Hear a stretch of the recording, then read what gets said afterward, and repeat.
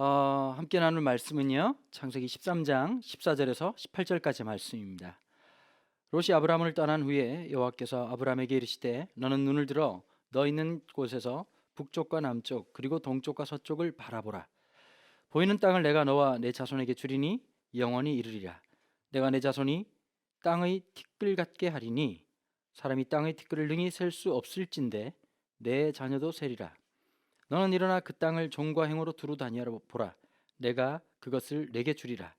이 아브라함이 장막을 옮겨 헤브론에 있는 마므레 상수리 나무 숲에 이르러 거주하며 거기서 여호와를 위하여 제단을 쌓았더라. 아멘. 이 본문의 내용은 이 조카 롯과의 갈등, 롯의 목자의 들과의 갈등이 생기고 난 다음에 아브라함이 네가 구하면 내가 저할 것이다라고 하는 선택권의 문제를 이렇게 먼저 돌리게 되죠. 믿음이라고 하는 게 어떤 것일까요? 어떤 땅을 차지하기 전에 먼저 있어야 될 것이 있습니다. 내어줌입니다. 제가 어제 이제 함께 교회에서 말씀 나누면서요, 이런 얘기를 함께 나눈 적이 있었습니다. 우리 주님께서는, 우리 하나님께서는 이겨서 모든 것을 정복하신 것이 아니라 져주심으로, 그것도 우아하고 아름답게 져주심으로써 하나님의 영광을 만들어 나갑니다. 기독교 복음의 역사는 이겨서 정치하는 역사가 아니라 짐으로 승리하는, 도무지 인간의 능력이나 인간의 이성으로서 이해할 수 없는 이 놀라운 신비가 우리의 삶에 자리하고 있는 것입니다. 그리고 늘 우리는 이렇게 생각하죠. 지금 와닿고 있는 우리 현실의 문제들이 늘 마음에 들지 않습니다.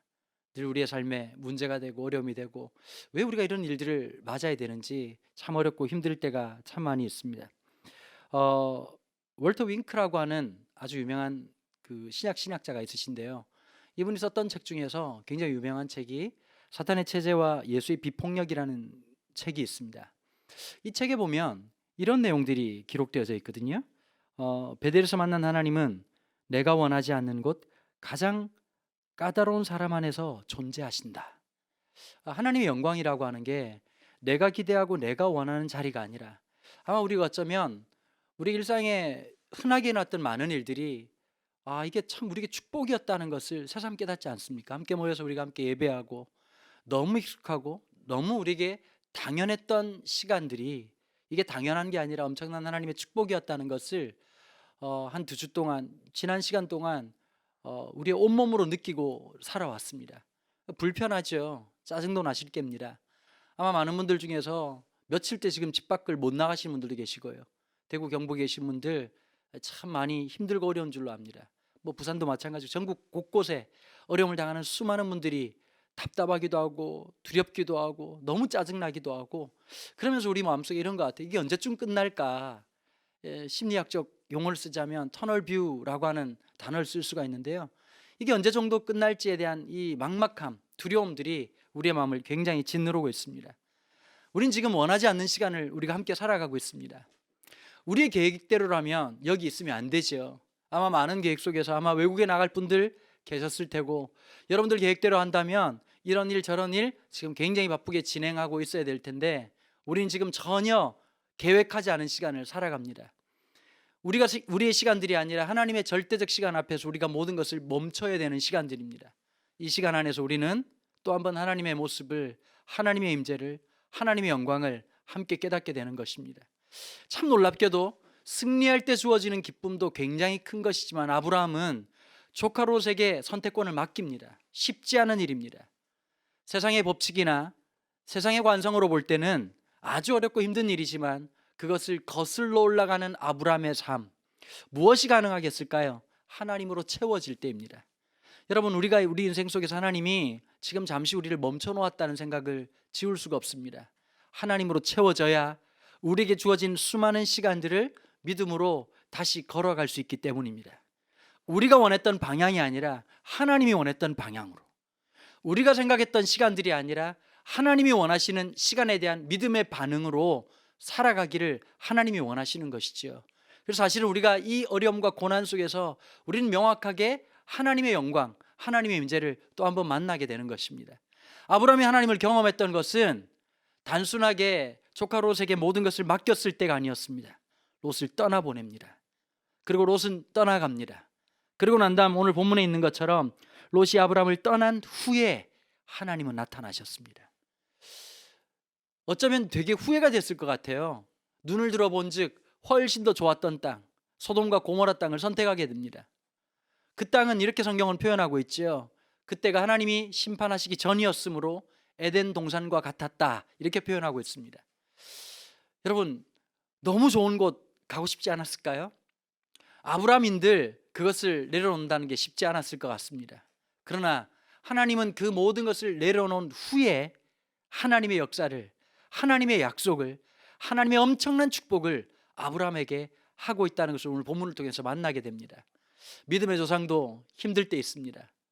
참 보면 이 성경에 참 재미난 이야기들이요, 어떤 게 있느냐, 아브라함이라고 해서 우리와 전혀 다른 존재가 아니었다는 걸 볼 수가 있습니다. 대단한 믿음을 갖고 있지만 동시에 너무나도 인간적인 사람, 엄청난 열정을 가지고 있었지만 너무 쉽게 넘어지는 사람, 이 두 가지의 모습이 우리의 모습이고 아브라함의 모습이었다는 겁니다. 저는 이 족장시대에 나타난 하나님의 영광을 보면서 한 사람이 위인전기를 기록하고 있는 게 아니라 너무나도 나 같고 여러분 같고 우리 같은 조금도 다를 바 없는 이 아브라함의 인생 속에서 하나님이 개입하시고 때론 보호하시고 하나님이 때론 지켜주시는 거 보면서 얼마나 큰 위로가 되는지 모르겠습니다. 우린 늘 하나님에 대한 두려움이 있습니다. 많은 분들이 오늘 이 코로나19 사태를 보면서 이런 평가 저런 평가들을 하지만 우리가 해야 될 몫은 평가의 몫이 아니라 믿음으로 함께 견디는 거고 고난당하는 사람들의 마음을 위로해 주는 것이라고 저는 생각합니다. 왜냐하면 하나님조차도 그렇게 하시기 때문이었습니다. 아브라함이 창세기 12장에서 하나님께서 원하시는 그 땅으로 75세에 출발을 했습니다. 그리고 그 믿음으로 그 땅에 도착을 했지만 쉽게 정착하지 못했습니다. 그리고 12장 10절에서는 뭐라고 표현했느냐, 기근이 찾아왔다, 이렇게 얘기를 하고 있었습니다. 엎친 데 덮친 거죠. 고난을 차지하고 그냥 본능적으로 이집트 땅으로 내려갑니다. 여러분, 그 당시에 살았던 사람들의 삶은 어땠을까요? 오늘날과 전혀 다르지 않는 삶이었습니다. 강한 자가 지배하는 세상이었고 힘 있는 사람이 모든 것을 가질 수 있는 세상이었습니다. 그 사람들이 말하는 것이 역사고 그 사람들이 평가하는 것이 진리라고 받아들이는 때였습니다. 참 폭력적이었죠. 그래서 뭐 이쁜 여자 한 명 있다면 남편 하나 죽이는 것, 벌레 하나 죽이는 것처럼 생각하던 아주 미개한 시대였고 아주 우매한 시대였습니다. 아브라함은 그 세상을 너무 잘 알았습니다. 그래서 아내에게 이렇게 얘기를 하죠. 오빠라고 불러라. 물론 뭐 남편 보고 오빠라고 부르는 거 우리한테는 익숙한 얘기겠지만 그때는 말이 안 되는 얘기였거든요. 여러분, 그러고는 아내를 빼앗깁니다. 참 이런 분을 믿음의 조상이라고 부른다는 게 참 거시기하죠. 근데 하나님은 기꺼이 아브라함의 하나님이 되십니다. 그날 밤에 잠이나 제대로 잤겠습니까? 사고 친 거죠. 그냥 가만히 있었어야 되는데요. 그런데 하나님은 아브라함에게 나타나셨습니다. 그분이 하나님이십니다. 아브라함에게 나타나셨던 그 하나님은 파라오의 꿈에 나타나셔서 손끝 하나 건드리지 못하도록 하셨습니다. 아브라함에게 단 한 절이라도 너 왜 그랬냐, 너 왜 그렇게 믿음이 없냐 라고 평가하지 않으셨습니다. 연약한 아브라함이 스스로 자기의 모습을 안아주신 하나님을 느끼고 경험하도록 시간을 두신 겁니다. 저는 하나님이 이래서 너무 좋습니다. 때로는 따끔하게 야단치시지만 그 안에 끊을 수 없는 사랑이 우리를 품고 있다는 사실, 단순하게 강 건너 불구경하듯이 이 사태를 평가하는 사람들이 아니라, 쉽게 손가락질하는 사람이 아니라 우리의 고통을 보시고 함께 아파하시고 우리의 연약함을 아시고 끝까지 않으시는 그 하나님이 우리의 아버지라는 사실이 얼마나 감사하고 얼마나 큰 위로가 되는지 모르겠습니다. 오늘 이 방송을 보시는 여러분들에게 이 위로가 있기를 바랍니다. 여러분들의 잘못 때문에, 여러분들의 실수 때문에 이런 현상이 있는 것이 아닙니다. 우리는 알 수 없지만 하나님의 놀라운 사랑이 지금도 여전히 우리의 심장을, 우리의 시간을, 우리의 역사를 흐르고 있다는 거 기억하셨으면 좋겠습니다. 아브라함에게 나타나셨죠. 그리고 조카 롯을 보내고 난 이 아브라함에게 친히 나타나셔서 이렇게 말씀하고 있지 않습니까? 14절 말씀에 이렇게 말하고 있습니다. 너는 눈을 들어 너 있는 곳에서 북쪽과 남쪽과 동쪽과 서쪽을 바라보라. 눈을 든다라고 하는 건 굉장한 의미입니다. 역동적인 의미죠. 아브라함은 아마 조카 롯을 보내고 난 다음에 터벅터벅 걸었던 것 같습니다. 힘은 빠졌겠죠. 어디로 가야 될지, 무엇으로 가야 될지 참 앞이 난감했을 것 같습니다. 그때 하나님이 하셨던 말씀은 눈을 들어라 라고 하는 말이었습니다. 지금 저와 여러분들에게 필요한 것은 믿음으로 눈을 드는 겁니다. 참 눈들기가 쉽지 않습니다. 웃는 게 쉽지 않고 그냥 한숨만 나오고, 저도 사실 그렇더라고요. 어젯밤에 제가 자고 일어났더니 아내가 요즘 잠자는 모습이 굉장히 은혜스럽다 이러더라고요. 그냥 왜 그러냐 그랬더니 얼마나 자면서 주여라고 부르짖는지 가슴이 참 답답하기도 하고, 뭐 또 개척했으니까 여러분 코로나19도 힘든데요, 개척을 했습니다. 여러분 하면 안 되는 짓이죠. 하나님이 비정규 노동자로 만들어 놓으셨습니다. 작년 11월 달까지 참 아름다운 인생을 살았는데 말입니다. 마음에 답답함이 있습니다. 그때마다 하나님의 말 주시는 말씀이, 하나님의 은혜가 내 눈을 들게 하시는 겁니다. 여러분, 우리 민족에 옆에 있는 사람의 눈을 들게 하는 사람이 누굴까요? 하나님의 음성을 듣는 사람들 아닐까요? 하나님이 이렇게 말하는 거죠. 야, 나 좀 봐봐. 그만 한숨 쉬고 그만 좌절하고 내가 너와 함께하니 눈을 들어봐라. 동서남북으로 봐라. 네가 보는 곳마다 내가 언약의 땅으로 줄 것이다. 티끌을 능히 셀 수 있겠냐? 내 자녀들을 이와 같이 할 것이라고 하는 위대한 아브라함과의 언약이 오늘 이 본문 속에 있습니다. 가장 좌절이 깊을 때, 가장 한숨이 깊었을 때, 가장 마음이 아팠을 때에 하나님의 위대한 선언은 그렇게 조용히 시작되고 있는 겁니다. 하나님께서 이 고난의 시간들을 통해서 하나님께서 우리에게 더 놀라운 일들을 분명히 우리가 생각지 못하고 우리가 계획지 못했던 일들을 행하고 계십니다. 마치 우리의 시각이 너무 좁아서요, 지금 일어난 일들이 잘 모르지만 하나님의 시간이 경고하고 난 다음에 우리는 또 한번 깨닫게 될 것입니다. 하나님의 퍼즐링이 이렇게 기가 막히게 만들어졌구나 라고 하는 것을 바라볼 겁니다. 우리는 모릅니다. 어떻게 될지 모릅니다. 어떻게 하나님께서 인도하실지 모릅니다. 그러나 한 가지 압니다. 하나님은 선하신 분이십니다. 그 좌절의 자리에서 눈을 들 수 있는 것은 그분이 선하시기 때문입니다. 우리가 때론 넘어지고 때론 좌절하고 때로는 깨진다 할지라도 우리를 있는 그대로 버려두지 아니하시고 돌보시고 끌어안으시고 회복시키시고 붙잡으시는 그 하나님이 있다는 게 얼마나 큰 위로가 됩니까? 그리고 우리에게 말씀해 주시는 겁니다. 바라볼 수 있는 소망을 주시는 겁니다. 원래 비전이라고 하는 말이 본다는 뜻이잖아요. 무엇을 봐야 되는 걸까요? 내일에 어떤 일들이 일어날 것을 바라보는 것이 아니라 우리의 진정한 비전은 해프닝이 아닙니다. 우리의 진정한 비전은 어떤 일을 성취하는 것이 아닙니다. 우리의 진정한 비전은 역사의 주관자이신 하나님을 믿음의 눈으로 바라보는 겁니다. 그럴 때 그게 동쪽이면 어떻습니까? 그게 서쪽이면 어떻습니까? 어디로 가면 어떻겠습니까? 하나님이 어떤 방법으로 인도하시든지 우리가 하나 신뢰하는 것은 하나님의 선하심입니다. 그 하나님을 바라보기 시작할 때 너무나도 역설적이게 소망할 수 없을 때 소망하게 하시고 기뻐할 수 없을 때 기뻐하게 하시고 감사하게 하시고 찬양하게 하시는 이 기적 같은 역사가 오늘 이 방송을 보시는 모든 분들에게 임하기를 간절히 소망합니다.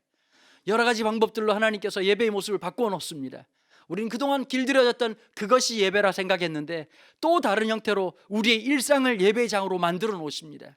평소 때 잃어버렸던 찬양을 우리 각자가 함께 하나님을 향해 나아가기 시작하는 겁니다.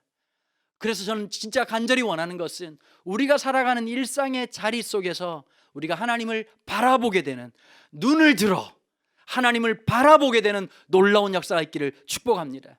직장생활 속에서 여러분들 가운데 있는 분들 그런 은혜가 있기를 바랍니다. 특별히 이번에 의료진들 너무너무 많이 수고하시는데요, 우리 간호사 선생님들, 그 다음에 병원 관계자분들, 그리고 의사 선생님들 너무 귀하게 수고하고 계시는데 여러분들이 일하시는 그곳에 여러분들이 흐르는 땀에 주님의 손길이 함께 할 줄로 믿습니다. 그리고 하나님이 여러분들이 일하시는 바로 그 자리에 환자 한 분 한 분 돌보실 때에 그것이 지성소가 되고 하나님의 임재 현장이 되고 눈을 들어라, 고개를 들어라 말씀하신 하나님의 놀라운 위로가 우리 모두에게 임하는 시간 되기를 간절히 소망하는 것입니다. 뿐만 아니라 뭐라고 말씀하시고 있지요? 17절에 너는 일어나 라고 얘기합니다. 여러분, 이 14절부터 18절까지의 내용을 보면요, 명령형이 붙어 있거든요. 눈을 들어라, 고개를 들어라, 너는 일어나라. 여러분, 좌절해서 일어나는 것이 진짜 필요하지 않겠습니까?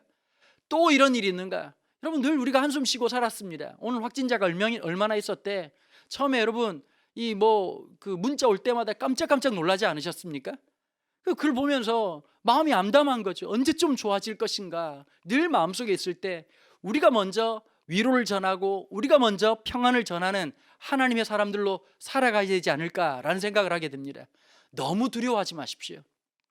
너무 근심하지 마십시오.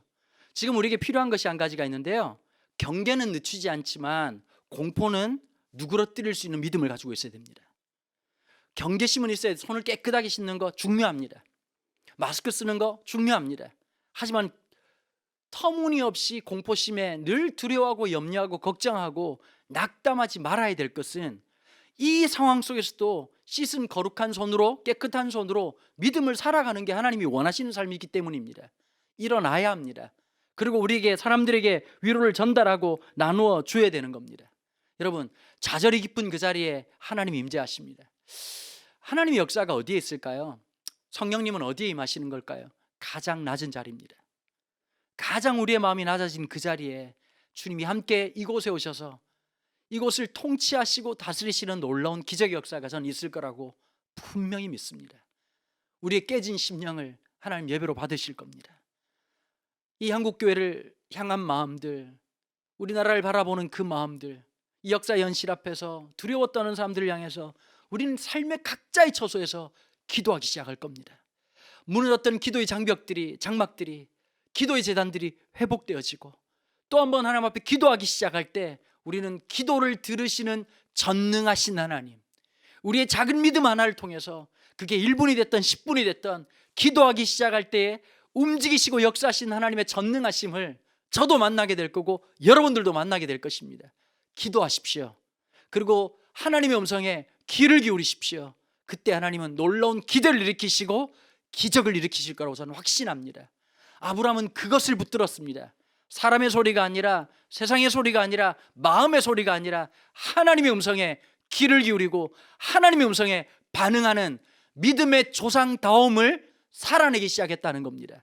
우리도 똑같은 인간입니다. 왜 마음에 욕망이 없겠습니까? 왜 마음속에 불안이 없겠습니까? 그러나 불안의 소리가 아니라, 욕망의 소리가 아니라, 이 환난 때에 하나님의 음성에 귀를 기울이기 위해서 오늘 이 방송을 보시는 분들, 그래도 말씀 한 줄이라도 붙들려고 하시는 분들, 그분들에게 지금도 여전히 말씀하신 하나님은 신실하신 우리 아버지이십니다. 내니 두려워 말라라고 말씀하시는 하나님 아버지께서 우리의 걸음을 또 한 걸음 한 걸음 인도하실 줄로 믿습니다. 오늘부터 이렇게 20번의 시간 동안 이 창세기에 나오는 족장들의 이야기를 간단하게 나누려고 합니다. 위해서 기도해 주시고요, 우리 함께 힘내고 우리 이 사회를 위해서, 한국 상황을 위해서 함께 기도하고, 교회를 위해서 기도하고, 우리 민족을 위해서 기도하고, 이 한반도 땅을 위해서 기도하고, 열방을 위해서 기도하기 시작할 때 전능하신 하나님께서 눈을 들라라고 말씀하시고 고개를 들라고 말씀하시고, 이 가장 어려움 속에서 소망을, 가장 환난 속에서 하나님의 위대한 일에 대한 열망을 일으키시는 은혜가 있을 줄로 믿습니다. 감사합니다.